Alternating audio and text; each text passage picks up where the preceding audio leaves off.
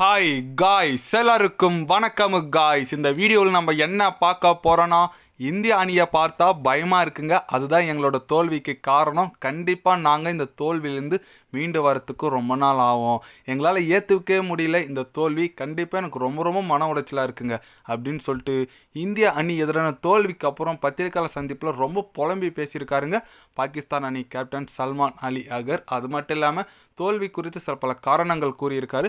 அவர் என்ன பேசினார், ஏது பேசினார் சொல்லிட்டு வீடியோ டீட்டெயில்டாக பார்க்கலாம். அதுக்கு முன்னே நீங்கள் நம்ம சேனலுக்கு புதுசாக வந்திருந்தீங்கன்னா ஒரு சப்ஸ்கிரைப் மட்டும் பண்ணிட்டோங்க. வீடியோக்குள்ளே போகலாம்.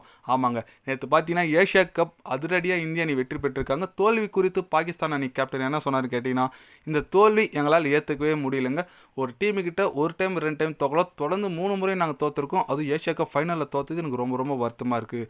இதுலேருந்து நான் மீண்டு வரத்துக்கு கொஞ்ச நாள் ஆகுங்க. கண்டிப்பாக இந்த வெற்றி நாங்கள் பெற்றிருக்க வேண்டியது ரொம்ப நாள் கழிச்சு ஏஷியா கப் கனவு எங்களுக்கு அடிக்கணும்னு, பட் அடிக்க முடியல. எனக்கு ரொம்ப ரொம்ப கஷ்டமாக இருக்குது. எங்கள் அணி வீரர்கள் வெறும் ஆட்டிடியூட் மட்டும்தான் காட்டுறாங்க, செயல் எதுவுமே காட்டல. எனக்கு ரொம்ப ரொம்ப கஷ்டமாக இருக்குது. அதனால தான் நான் 2ஆம் பரிசு வாங்கின அந்த காசு ஓலையை கூட தூக்கி எறிஞ்சேன். அதுக்கு நான் மன்னிப்பு கேட்டுக்கிறேன். இருந்தாலும் எனக்கு பர்சனலாக ரொம்ப அப்செட்டாக இருக்குங்க. எங்கள் அணி வீரர்களுக்கு நான் ஆறுதல் கூற விரும்புகிறேன்.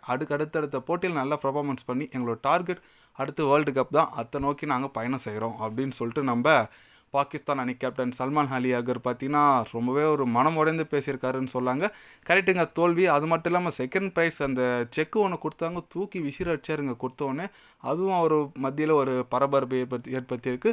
அவர் பர்சனலாக ரொம்ப பாதிக்கப்பட்ட மாரி பேசியிருக்காருங்க. ஏன்னா ஒவ்வொரு போட்டியும் முக்கியம் நினச்சி தான் நம்ம விளாட்றாங்க.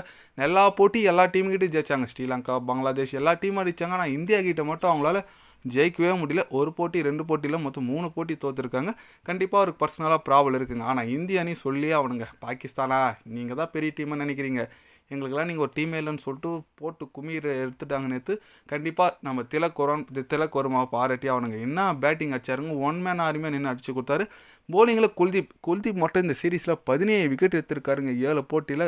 கண்டிப்பாக ரொம்ப ரொம்ப ஒரு அது எப்படி சொல்கிறது, ரொம்ப அற்புதமான ஒரு பந்து வீச்சுன்னு சொல்லலாம் குல்தீப் யாதவ். அதேமாரி ஃபாஸ்ட் பவுலிங்கில் பும்ராங்க அந்த ஹாரிஸ் ராஃப் விக்கெட் எடுத்துகிட்டு அந்த ஃப்ளைட் மூவ்மெண்ட் மாரி ஒன்று காமிச்சார் பாருங்க, செம்மையாக இருந்துச்சு. எல்லாமே பயங்கரமாக இருந்துச்சுங்க. இந்திய அணி செம்மையாக வெற்றி பெற்றாங்க.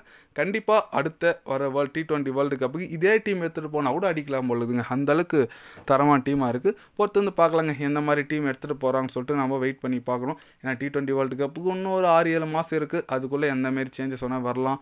இந்திய அணி எந்த மாதிரி ஒரு டீம் எடுத்துகிட்டு போகிறாங்கன்னு சொல்லிட்டு பார்க்கணுங்க. நீங்கள் சொல்லுங்கள், இந்திய அணி வெற்றி குறித்து உங்களோட கருத்து என்ன? பாகிஸ்தான் கேப்டன் இந்த மாதிரி பேசியிருக்காரு, அது குறித்து நீங்கள் என்ன நினைக்கிறீங்கன்னு சொல்லிட்டு மறக்காமல் கமெண்ட்டில் கொஞ்சம் சொல்லுங்கள்.